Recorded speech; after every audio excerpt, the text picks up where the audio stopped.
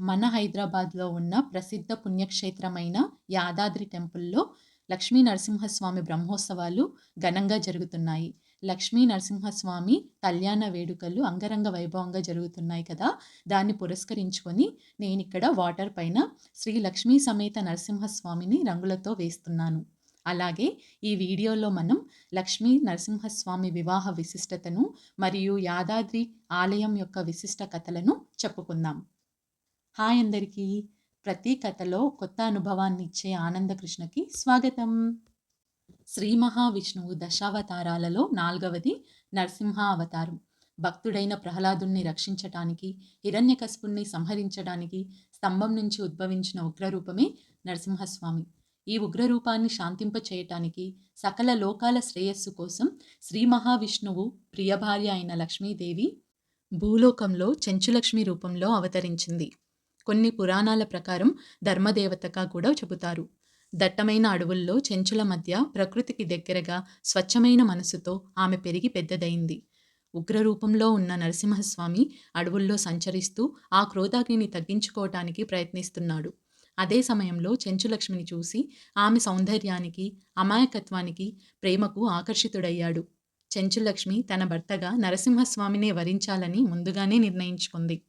అలా నరసింహస్వామి మరియు చెంచులక్ష్మిల వివాహం అత్యంత వైభవంగా జరిగింది. లక్ష్మీదేవి స్పర్శతో, ఆమె ప్రేమతో నరసింహస్వామి యొక్క ఉగ్రరూపం పూర్తిగా శాంతించింది. ఆయన సౌమ్యుడిగా మారి తన దివ్య రూపంలో శ్రీ లక్ష్మీ నరసింహస్వామిగా అవతరించారు.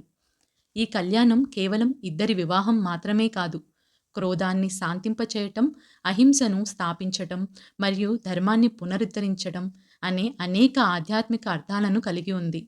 నరసింహస్వామి ఉగ్రత్వం లక్ష్మీదేవి ప్రేమతో శాంతించినట్లుగా మానవుని కోపాన్ని, దుష్టత్వాన్ని ప్రేమ, కరుణ మాత్రమే నిగ్రహించగలవని ఈ కథ తెలియచేస్తుంది. ఈ కళ్యాణం జరిగిన ప్రదేశాలు పుణ్యక్షేత్రాలుగా వెలిగాయి. ప్రజలు ఈ కళ్యాణాన్ని భక్తి శ్రద్ధలతో జరుపుకొని శ్రీ లక్ష్మీ నరసింహస్వామి అనుగ్రహాన్ని పొందుతారు. ఇప్పుడు మనం యాదాద్రి గుడి విశిష్టతను తెలిపే కథను చెప్పుకుందాం. మనం సందర్శించే ఆలయాల గురించిన విశిష్టతలను తెలుసుకొని ఆ ఆలయానికి వెళ్తే ఆ ఆనందం, అనుభూతి ఎంత బావుంటుంది కదా! అసలు నరసింహస్వామి యాదగిరిగుట్టపై ఎందుకు వెలిశాడు? స్కంద పురాణం ప్రకారం యాద ఋషికి విష్ణుమూర్తి అంటే అపారమైన భక్తి. ఆయన హిరణ్యకశిపుణ్ణి సంహరించినప్పుడు నరసింహస్వామి యొక్క ఉగ్రరూపాన్ని చూడాలనుకున్నాడట. ఆ తపనతో అడవులు, చెట్లు, కొండలు అన్నీ తిరుగుతూ చివరగా ఇక్కడ గుట్టపై ఒక రావి చెట్టు కింద సేద తీరుతున్నాడు. అప్పుడు ఆంజనేయస్వామి వచ్చి, నాయనా, నీ పట్టుదల నాకు నచ్చింది. నీకు వచ్చిన ఈ ఆలోచన లోక కళ్యాణం కోసమే. అందుకని నువ్వు ఇక్కడే కఠోరమైన తపస్సు చెయ్యి. నువ్వు తపస్సు చేసే సమయంలో నీ పక్కనే నేను ఉంటాను. నీకు స్వామి అనుగ్రహం ఖచ్చితంగా లభిస్తుంది అన్నాడట. అప్పుడు ఆ యాదర్శిముని ఆంజనేయుడు చెప్పినట్టుగానే తీవ్రమైన తపస్సు చేశాడు. అప్పుడు నరసింహస్వామి యాదర్శిమునికి 5 స్వరూపాలలో దర్శనమిచ్చాడట. అవేంటంటే, మొదటిది లక్ష్మీ నరసింహావతారం, రెండవది యోగానంద నరసింహావతారం, మూడవది జ్వాలా నరసింహ అవతారం, నాలుగవది గండబేరుండ నరసింహ అవతారం, ఇక 5వది ఉగ్ర నరసింహ అవతారం. యాదర్శముని ఆనందంతో పొంగిపోయాడు. ఆయన ఏదైతే చూడాలనుకున్నారో ఆ ఉగ్ర నరసింహస్వామి అవతారాన్ని చూసి చివరకు ఆ నరసింహస్వామిలోనే ఐక్యమైపోయారు. అప్పటి నుంచి ఆ క్షేత్రాన్ని అంటే యాదగిరిగుట్టని పంచనారసింహ క్షేత్రము అని పిలుస్తారు. అలాగే యాదర్శముని పేరుతో యాదగిరిగుట్టగా కూడా పిలువబడుతుంది.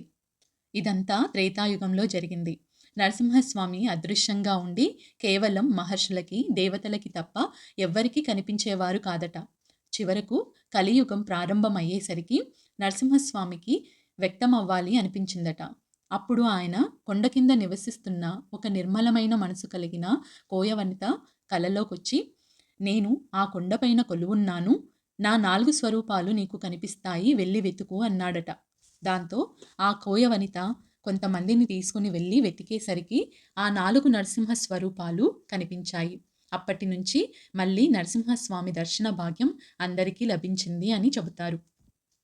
అయితే ఆ 4 స్వరూపాలను మీరు ఎప్పుడైనా గమనించారా? మొదటిది లక్ష్మీ నరసింహస్వామి స్వరూపం. ఇది మనకు గుడిలో పెద్ద మూర్తి రూపంలో దర్శనమిస్తుంది. అలాగే రెండవది యోగానంద నరసింహస్వామి. గుహలో ఉండి నిత్యం పూజలందుకునే మూర్తియే యోగానంద నరసింహస్వామి. మూడవది జ్వాలా నరసింహస్వామి. అదే గుహలో సర్పరూపంలో ఉంటారాయన. అది మనకు కనిపించదు కానీ అక్కడ ఒక దీపం నిత్యం వెలుగుతూనే ఉంటుంది. ప్రతిరోజు అఖండంగా వెలుగుతూ ఉంటుంది. ఆ దీపం స్వరూపంలోనే జ్వాలా నరసింహస్వామి ఉంటారని చెబుతారు.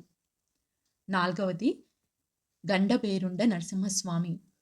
క్షేత్రపాలకుడైన హనుమంతుడు మనం ఆలయంలోకి ప్రవేశించగానే కొండపైన కనిపిస్తాడు. ఆయన పక్కన ఒక బండకు ఒక చీలిక ఉంటుంది. ఆ చీలిక గండబేరుండ నరసింహస్వామి ఆవిర్భవించిన ప్రదేశమని చెబుతారు. ఇప్పుడు మోస్ట్ ఇంపార్టెంట్ ఉగ్ర నరసింహ స్వరూపం. ఎందుకంటే యాదర్శి ముని తపస్సు చేసిందే ఆ ఉగ్ర నరసింహ స్వరూపాన్ని చూడాలని. మరి అది ఎక్కడ ఉంది? అసలు ఉగ్ర నరసింహుడు అంటే దుష్ట శక్తులకి మహాభయం. అంతటి హిరణ్యకశిపుడు దేవతలందర్నీ గడగడలాడించిన హిరణ్యకశిపుడే నరసింహస్వామిని చూసి భయపడిపోయాడు. ఏ దుష్టశక్తులైనా నెగిటివ్ ఎనర్జీలైనా ఆ ఉగ్ర నరసింహస్వామిని చూశాయంటే దెబ్బకి పారిపోతాయి. అందుకే యాదర్శముని లోక కళ్యాణం కోసం తపస్సు చేసి ఉగ్ర నరసింహస్వామి శక్తిని ఈ ప్రదేశంలో ప్రజ్వలింపచేశాడని కూడా చెబుతారు. 5వ స్వరూపమైన ఉగ్ర నరసింహస్వామిని మనం గుడిలో చూడలేము. ఎందుకంటే ఆయన శక్తి ఉగ్ర నరసింహ స్వరూపంలో కొండ చుట్టూ ఉంటుంది అని చెబుతారు. మనం ఆయన స్వరూపాన్ని చూడలేము కానీ ఆయన యొక్క శక్తిని ఆ ప్రదేశంలో ఉన్నప్పుడు ఖచ్చితంగా అనుభవిస్తాము. ఏవైనా నెగిటివ్ ఎనర్జీస్ లేదా ఏదైనా దుష్ట శక్తులు మనకు పట్టినట్లు అనిపించినా, ఆరోగ్య సమస్యలు ఉన్నా చివరి ప్రయత్నంగా ఆ స్వామివారి దర్శనం చేసుకుంటే మంచి జరుగుతుందని నమ్ముతారు. ఒక రాత్రి ఆ గుట్టపై నిద్ర చేసినా లేదా గిరి ప్రదర్శన చేసినా ఆ ఉగ్ర నారసింహ శక్తిని మనం అనుభవించవచ్చు. ఆ శక్తి రక్షణలోకి వెళ్తే ఏ దుష్టశక్తులైనా పారిపోతాయని నమ్ముతారు. అంత శక్తివంతమైన పుణ్యక్షేత్రం మన యాదాద్రి లక్ష్మీ నరసింహస్వామి ఆలయం. ఇంత గొప్ప చరిత్ర కలిగిన ఆలయం మన హైదరాబాద్లో ఉండడం నాకు చాలా ఆనందాన్నిస్తుంది. ఈ ఆలయ విశేషాలతో పాటు నేను వేసిన ఈ చిత్రం మీకు ఎలా అనిపించిందో కమెంట్ చేయండి, లైక్ చేయండి, షేర్ చేయండి. ఇలాంటి మరిన్ని వీడియోల కోసం ఆనంద కృష్ణ ఛానల్ను సబ్స్క్రైబ్ చేసుకోండి. బాయ్.